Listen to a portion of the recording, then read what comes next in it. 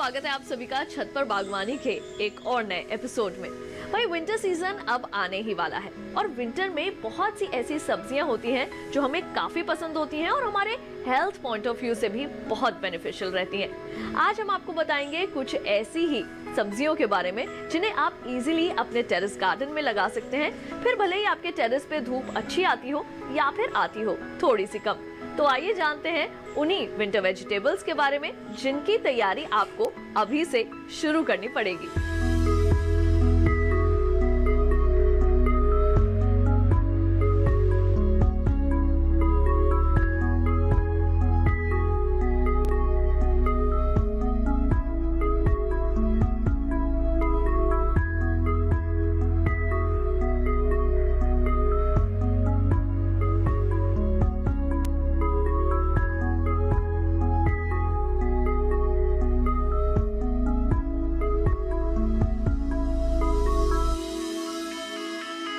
सबसे पहले हमें सब्जियां लगाने के लिए ये ध्यान रखना पड़ेगा कि धूप उनको पूरी चाहिए। ऐसी जगह का चुनाव करें, ऐसी जगह पर अपने गमले रखें जहां पर धूप पूरी आती हो। अगर थोड़ी हल्की धूप छांव वाली स्थिति है तो वहां पर आप पत्तेदार सब्जियां लगा सकते हैं। कुछ भी उगाने के लिए हमें बीज की ज़रूरत होती है, तो सब्जियों के लिए भी हमें बीज की आवश्यकता होती है। बीज खरीदते टाइम एक बात का बहुत ज़रूरी ध्यान रखना ये चाहिए कि बीज बहुत ही रिलायबल सोर्स से आपको लेना चाहिए और जिस सीज़न का बीज है, ख़ास करके जिस सीज़न का बीज है उस ही सीज़न में लगाना चाहिए। अगर अर्ली वैरायटी है तो आप उसको जल्दी लगाएं, लेट वैरायटी है तो उसको लेट लगाएं। नहीं तो क्या होता है कि आप बाज़ार से ले आए, आपको पूरी नॉलेज बीज वाले ने दी नहीं, आपने उल्टा पुल्टा कर दिया, फिर आपने इतनी मेहनत करी और उसमें आपका वांछित रिज़ल्ट निकल के नहीं आता है। सबसे पहले मिट्टी तो हमें चाहिए ही। सबसे अच्छी मिट्टी होती है गार्डन सॉइल, जो आपके बगीचे की मिट्टी है। बगीचे में भी कौन सी मिट्टी? जो ऊपर की सतह 1 फुट से 1.5 फुट तक की मिट्टी है, उसमें मैक्सिमम न्यूट्रिएंट्स और माइक्रो न्यूट्रिएंट्स होते हैं, तो आप उस ही मिट्टी का प्रयोग करें। कई बार होता है कि पड़ोस में मकान बन रहा है, खुदाई हो रही है, बेसमेंट के लिए बहुत अच्छी पीली चिकनी मिट्टी निकल रही है, वो ले आते हैं, साफ़ सुथरी है। बिल्कुल भी उसको मत लाइएगा। अपने ही बगीचे की 1-1.5 फीट की जो ऊपर की सतह की मिट्टी है उसका ही प्रयोग करें।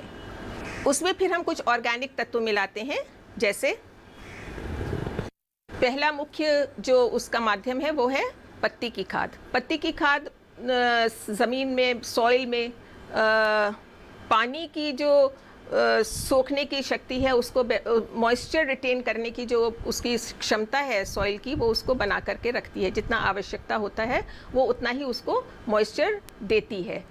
ये जो पत्ती की खाद है ये मैंने अपने घर में अपने आप बनाई है। बगीचे की जितनी भी पत्तियां निकलती हैं पौधों में से, वो कूड़े में कतई नहीं जाती हैं। बाहर पिट बनाया हुआ है, उसमें वो डाल दी जाती हैं और समय के साथ साथ जब वो डिकम्पोस्ट हो जाती हैं तो उनकी खाद तैयार हो जाती है। आप भी ये प्रयोग अपने घर में कर सकते हैं। अगर पिट बनाने की जगह नहीं है तो आप किसी कंटेनर में पत्ती की खाद बना सकते हैं। दूसरा मुख्य जो इंग्रेडिएंट है इसमें वो है कंपोस्ट। कंपोस्ट ये मेरा किचन वेस्ट का कंपोस्ट है। किचन का जितना भी वेट कचरा निकलता है, सब्जियों का हो या फलों का हो, कुछ भी हो, वो कूड़े में नहीं जाता है। उसको भी डिकम्पोज करके उसकी भी घर में ही ये खाद तैयार की गई है। फिर है गोबर की खाद। पौधों के लिए अमृत, इसके बिना मुश्किल है पौधों का अच्छी तरह से उपजाऊ होना। ये है वर्मी कंपोस्ट, कीड़ों के द्वारा बनाई गई, वर्मी जो वर्म्स होते हैं उनके द्वारा बनाई गई कंपोस्ट। ये कोकोपीट है। इसके इस तरह से बड़े बड़े ब्लॉक्स मिलते हैं जिसको हम लोग कोकोपीट के ब्रिक्स कहते हैं। इसको तोड़ के हमें धोना पड़ता है क्योंकि इसमें काफ़ी केमिकल्स के संग में इसको प्रोसेस किया जाता है और जोड़ा जाता है, तो धोने से वो केमिकल्स सारे निकल आते हैं और ये इस तरह से बुरादे के रूप में आ जाता है। इसकी खासियत ये है कि हालांकि इसमें कोई न्यूट्रिएंट नहीं होता है, लेकिन ये सॉइल को पोरस और हल्का रखती हैं। गमला आपको चाहिए ही चाहिए। जिसमें कि एक सुराख हो बीच में। गमले का सुराख बंद करने के लिए हमें ठीकरों की आवश्यकता होती है। इसके अलावा ये बोन मील है, जिसकी हमको गमले में जब हम मिट्टी तैयार करते हैं तो उसमें आवश्यकता हमें होती है। ये नीम की खली है, ये एक हल्की पेस्टिसाइड का भी काम करती है और खाद तो है ही है। जब हम बीज लगाते हैं तो कई बार क्या होता है, चिड़िया आकर उन बीजों को खा जाती है, क्योंकि वो ऊपरी ही सतह पर होती हैं। तो उससे बचाव करने के लिए हम ये किचन गार्डन में बर्ड्स नेट लगाते हैं, जिससे कि चिड़िया या मोर इस तरह के पक्षी आकर उनको चुग नहीं पाते हैं बीजों को, और आप इंटैक्ट रहते हैं। धूप भी बराबर मात्रा में उनको मिलती रहती है और आपके जो पौध है वो अच्छी निकलती है। तो ये इस तरह से मिलती है। कुछ चीज़ें ऐसी हैं जो हम लोग को प्रयोग करनी पड़ती हैं जब आपका फल तैयार हो जाता है। अगर आपका फल ज़मीन पे लगता है, जैसे स्ट्रॉबेरी है मान लीजिए, या सब्ज़ी है, तोरी है, कद्दू है, भारी चीज़ें हैं, तो वो ज़मीन पे जो उनका हिस्सा लगता है वो अमूमन ख़राब हो जाता है। ऐसा ना हो इसके लिए हम लोग ये स्ट्रॉ का प्रयोग करते हैं। फलों के जो पेटियाँ आती हैं उनमें ये चीज़ आम मिल जाती है।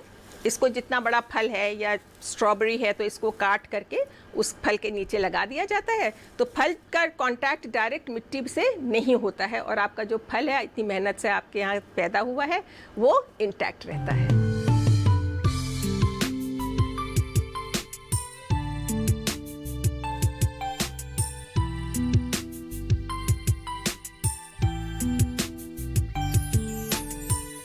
प्रोग्राम में लेते हैं एक छोटा सा ब्रेक, जल्द लौटेंगे वापस। आप बने रहिए दूरदर्शन किसान पर, देखते रहिए कार्यक्रम छत पर बागवानी।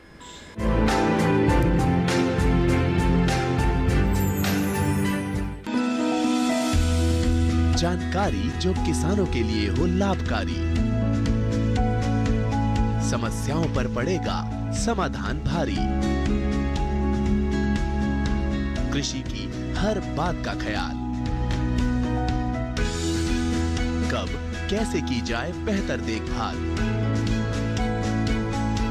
जानिए विशेषज्ञों के साथ, देखिए खेत खलिहान, सोमवार से शुक्रवार सुबह 7 बजे डीडी किसान पर।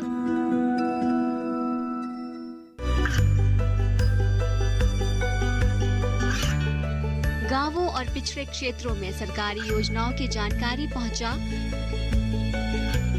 देश में कौशल और क्षमता विकास कर ग्रामीणों को सामाजिक बदलाव और विकास से जोड़ने की दूरदर्शन किसान की पहल चौपाल चर्चा देखें सोमवार से शुक्रवार सुबह 9 बजे।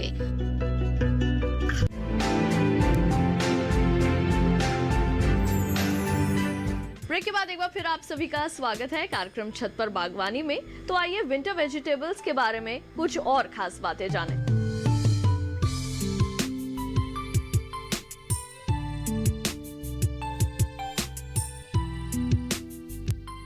बीज बहुत बड़े गमले में हमको नहीं लगाना चाहिए, इसके लिए ये छोटा तसला ही उचित रहता है।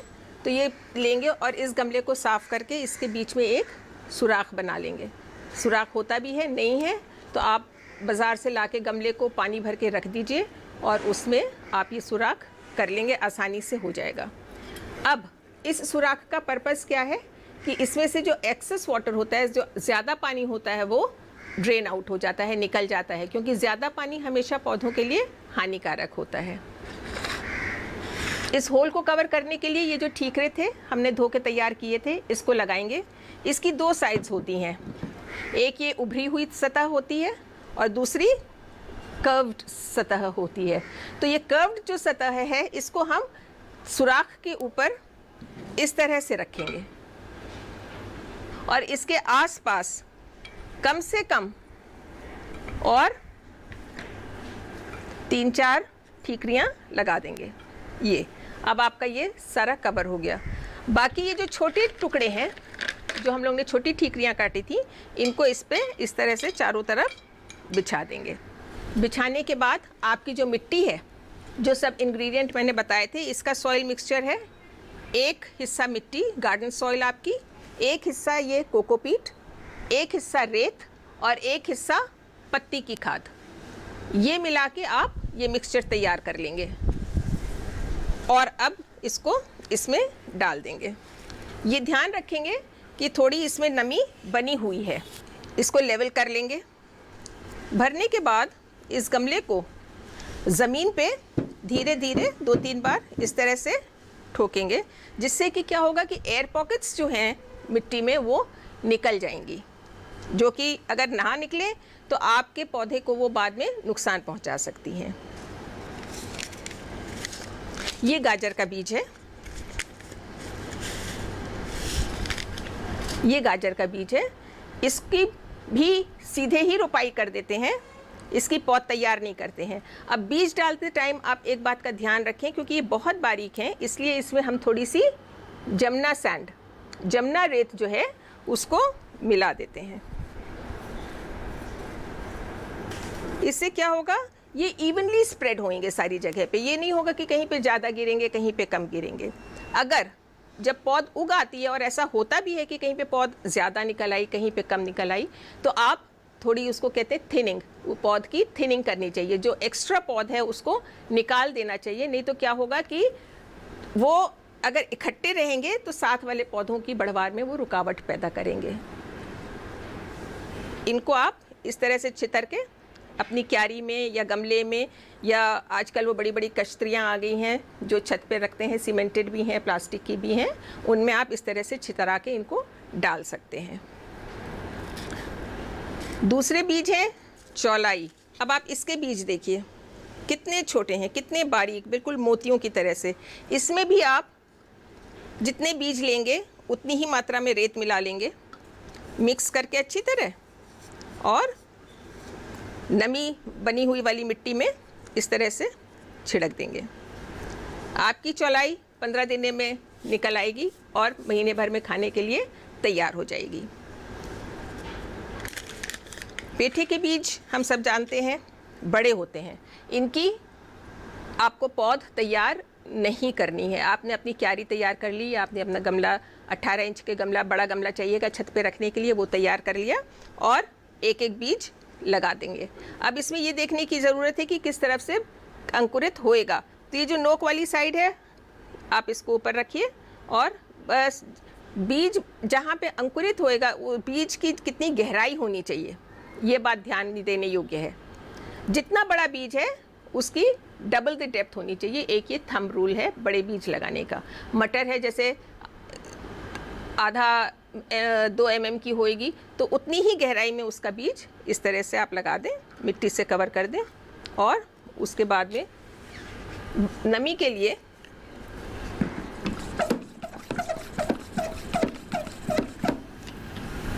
बस ये थोड़ा सा पानी हल्का सा स्प्रे कर देंगे, नमी बन गई। अब आप इस तसले को आप थोड़ी सी सेमी शेड में रखिए। सेमी शेड में रखने से क्या होगा, और ये ध्यान रखिए कि इसकी मिट्टी सूखे नहीं, मिट्टी सूखने से बीज अंकुरित अच्छी तरह से नहीं होगा। इसके ऊपर कई बार क्या होता है, हम लोग अखबार भी इस प्रकार से ढक देते हैं, क्योंकि थोड़ा सा अंधेरा हो जाता है तो वो अच्छी तरह अंकुरित होता है। जहाँ आप इसमें आपने देखा हटा के कि थोड़ी थोड़ी हरी हरी सी चीज़ें नज़र आने लग रही हैं, अंकुर दाने दाने से नज़र आने लग गए हैं, तो आप इसको हटा दें और धूप में अपना तसला ले आएँ और उसको बराबर धूप में रखें। जड़दार सब्जियों में हमें ये कैसे पता लगे कि उनको लगाने का टाइम आ गया है, जैसे अरबी है, जिमीकंद है, हल्दी है, देखिए आप इसमें कितने अच्छे अंकुर निकले हैं। हालांकि लेट है, इसकी बुआई मई जून तक हो जानी चाहिए थी, लेकिन अभी भी आप लगा सकते हैं क्योंकि इसमें इतने सुंदर अंकुर निकल रहे हैं। तो जब आप किसी भी बल्ब में, हल्दी में, अरबी में, आलू में, जिमीकंद में, जितनी भी ये जड़दार सब्जियां हैं, उनमें जब ये अंकुरित होने लगते हैं तो आप समझ लीजिए कि आलू में आँखें होती हैं। जब वो आप देखें आँखों में फुटाव सा आ रहा है, हरे हरे हो गए हैं, तो इस समय क्या मतलब है कि वो आप उनको ज़मीन में लगा दें। इसके अलावा आप इस समय जाड़ों की सब्जियों में लगा सकते हैं पालक, मेथी, धनिया और पत्तेदार सभी सब्जियां। जड़दार सब्जियों में मूली, गाजर, शलगम, लाल मूली, ये आप 15 सितंबर के बाद से इनकी बुआई कर सकते हैं, इनकी फसल तैयार हो जाएगी। और इस तरह से आप इनकी बुआई का क्रम रखें कि जैसे आपने अभी एक फसल अपनी लगा दी, 4 गमलों में आपने मूलियाँ लगा दी मान लीजिए, उसके बाद 15 दिन बाद फिर 4 गमलों में लगाएं, जिससे कि जब तक ये सीज़न चले आपको सब्जी निरंतर मिलती रहे। ऐसा ना हो कि आपने 10 गमलों में इकट्ठी लगा दी, इकट्ठी तैयार हो गई और आप उसको इतना तो कंज्यूम नहीं कर पाएंगे, तो फिर वो सूख जाती है, ख़राब हो जाएगी, क्या फ़ायदा। तो इसलिए उसको क्रम थोड़ा गैप दे दे के लगाएं, जिससे कि आपको लगातार फसल आपकी मिलती रहे। उसके अलावा 15 अक्टूबर के बाद से आप सलाद की सारी किस्में लगा सकते हैं, हर्ब्स लगा सकते हैं जिनको हम लोग किचन में यूज़ करते हैं, जैसे कि सेलेरी, पार्सले, सेज, चार्ड, विभिन्न प्रकार के जितनी भी एग्जॉटिक ये हर्ब्स हैं, culinary हर्ब्स हैं, आप इनको 15 अक्टूबर के बाद जब मौसम ठंडा हो जाता है तो आप इनको लगा सकते हैं। इनके अलावा कई आयुर्वेदिक हर्ब्स भी होती हैं जिनका हम लोग अपने दिनचर्या में, या जब हम लोग स्वस्थ नहीं होते या गला ख़राब होता है, खांसी होती है, छोटी छोटी चीज़ें हैं घर में घरेलू उपचार के लिए जिनको हम हर्ब्स के रूप में लगा सकते हैं और उनका प्रयोग कर सकते हैं। जैसे आप देख रहे हैं अड़ूसा है, दमाबेल है और ब्राह्मी है, इस तरह की कई वैरायटी की तुलसी हैं, अमेरिकन तुलसी है, कपूर तुलसी है, लेमन तुलसी है, बेजल्स कई तरह की हैं। इन सबको लगाकर, और इनसे एक और फ़ायदा ये होता है कि इनकी जो अरोमा है, इसकी जो स्मेल है, तुलसी की, बेजल की इतनी स्ट्रॉन्ग स्मेल है, सिट्रिला है या मीठा नीम है, इन सब की स्मेल इतनी पंजेंट होती है कि आपके घर के आसपास मच्छर और मक्खी का प्रकोप भी कम होता है। आपके जो आसपास के पौधे लगे हैं उनमें भी कीड़े और जिसको हम लोग कहते हैं इंसेक्ट और पेस्ट नहीं आते हैं, वो नहीं आएंगे, तो आपको इंसेक्टिसाइड और पेस्टिसाइड का प्रयोग नहीं करना पड़ेगा और आपकी जो पत्तेदार और सब्जियां आपने जाड़ों में लगाई हैं वो बिल्कुल रोग रहित रहेंगी, निरोगी रहेंगी और आपको भी निरोग रखेंगी।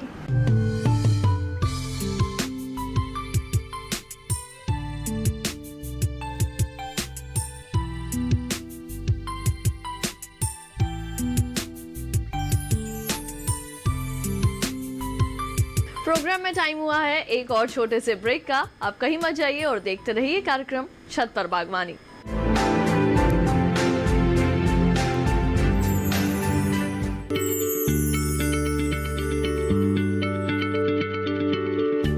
क्या आप किसी बीमारी से परेशान हैं?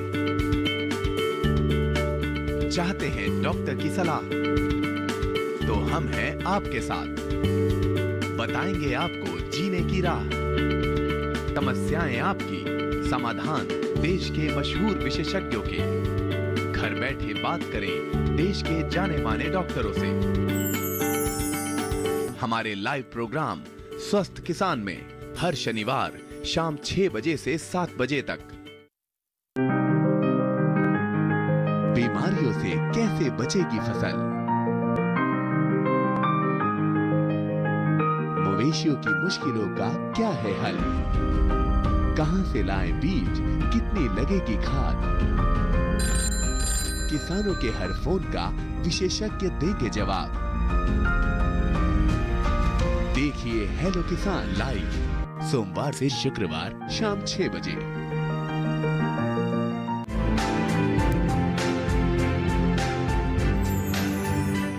ब्रेक के बाद एक बार फिर आप सभी का स्वागत है कार्यक्रम छत पर बागवानी में। तो आइए सर्दी की सब्जियों के बारे में कुछ और जानकारी लें।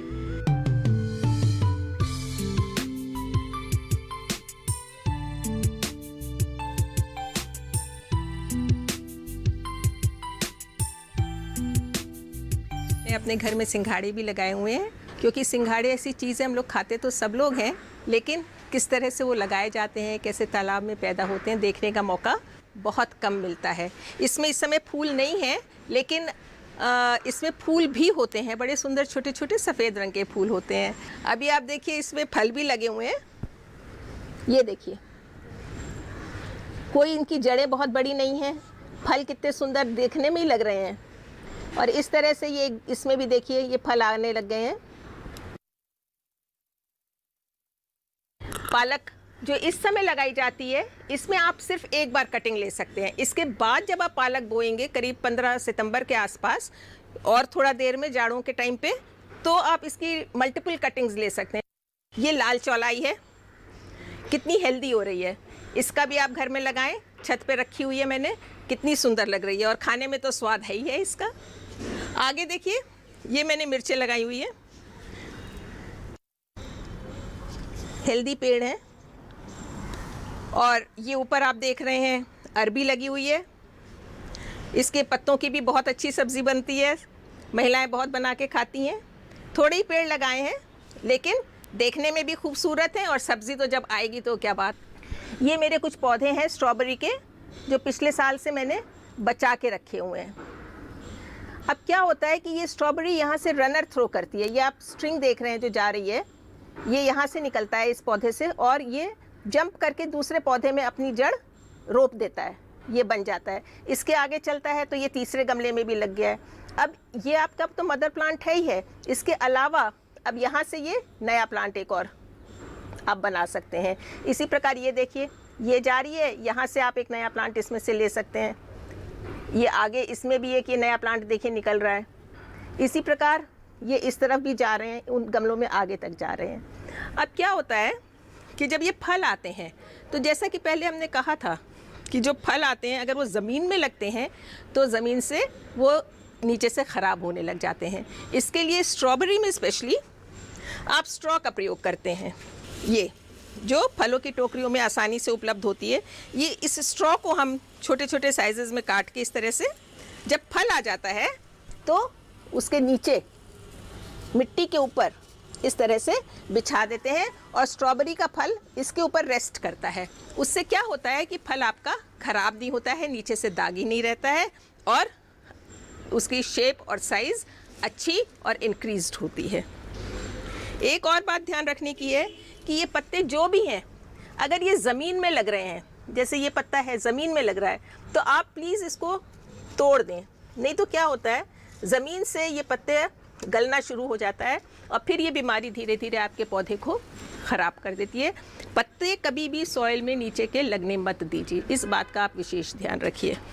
अब आप ये देखिए, ये सेम का है, बीज लगाया था, अच्छी निकल रही है। अब इसको चढ़ाने की तैयारी करी जाएगी।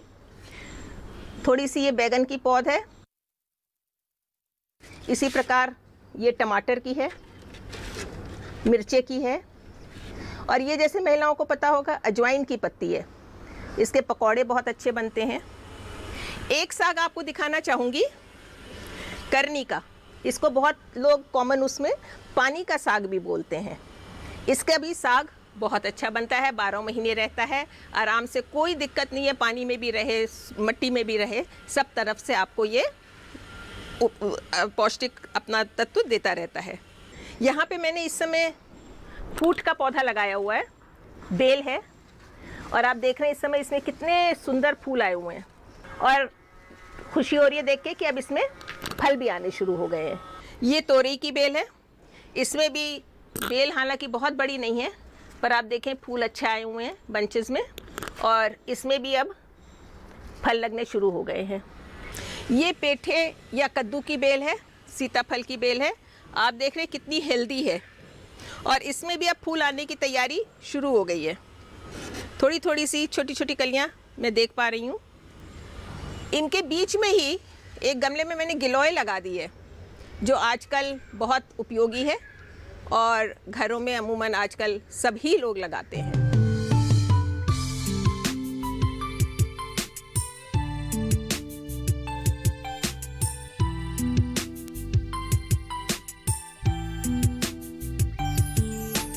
तो आज के एपिसोड में हमने आपको बताया कौन कौन से ऐसे विंटर के वेजिटेबल्स हैं जिन्हें आप इजीली अपने टेरेस गार्डन में लगाकर घर बैठे ही सर्दियों में उनका मजा ले सकते हैं। हमारे आज के कार्यक्रम छत पर बागवानी के इस अंक में बस इतना ही, लेकिन अपने अगले एपिसोड में हम आपको बताएंगे कौन से ऐसे विंटर के फ्लावर्स हैं जिन्हें आप अपनी छत पर लगाकर सर्दियों के मौसम में अपने टेरेस गार्डन को खूबसूरत और रंगीन आसानी से बना सकते हैं। फिलहाल के लिए छत पर बागवानी की पूरी टीम को दीजिए इजाजत। नमस्कार।